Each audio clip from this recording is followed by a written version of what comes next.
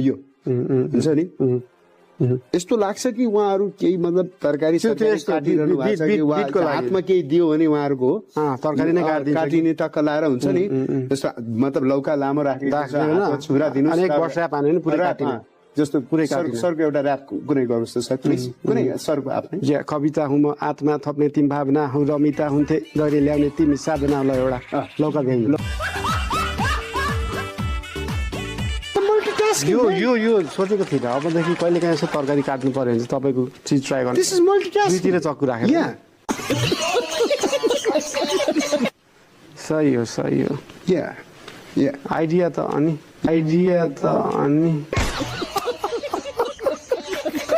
के लाग्छ अब जितिएला होइन जित्न त 100% जितिन्छ